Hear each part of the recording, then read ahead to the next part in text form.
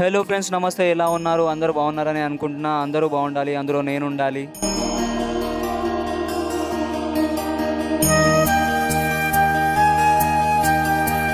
నేనైతే వందల ఏళ్ళ నాటి శివాలయానికైతే వచ్చేసిన.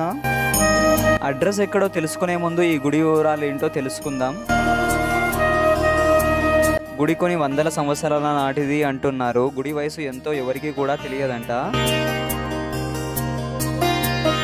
గుడి ఆకారం నక్షత్రం ఆకారంలో ఉంటుంది. ఈ ప్రపంచంలో ఎక్కడా కూడా లేనటువంటి విధంగా ఈ దేవాలయాన్ని నిర్మించారు.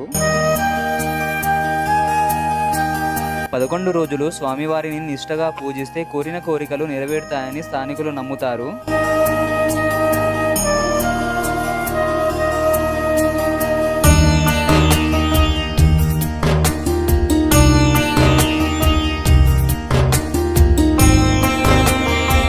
వందల ఏళ్ల నాటిది అయినప్పటికీ ఇప్పటికీ కూడా ఏమాత్రం చెక్కు చెదరకుండా చాలా అద్భుతంగా నిర్మించారు.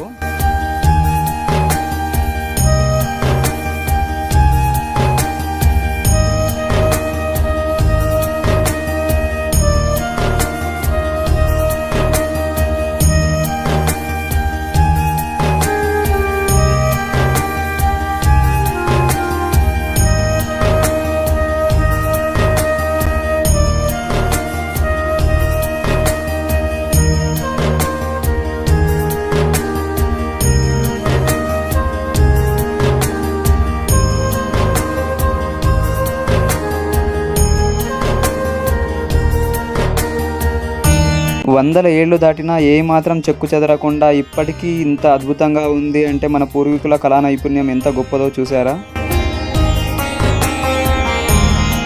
మనం చూస్తున్న ఈ కట్టడాలను సత్రాలుగా, వంటశాలలుగా వాడేవాళ్ళంట.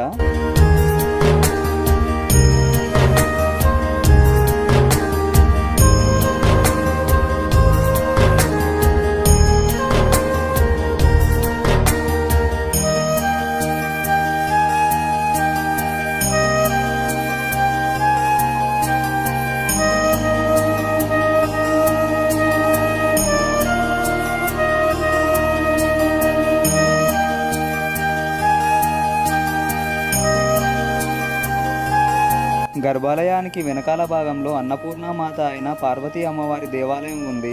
అమ్మవారి విగ్రహం ఎదురుగా శివలింగం కూడా ఉంది. అన్నపూర్ణ అమ్మవారు పగలు ఒకలా రాత్రి ఒకలా కనిపిస్తారని స్థానికులు చెబుతున్నారు. శ్రీ వెంకటేశ్వర స్వామి వారి ఆలయం కూడా ఉంది.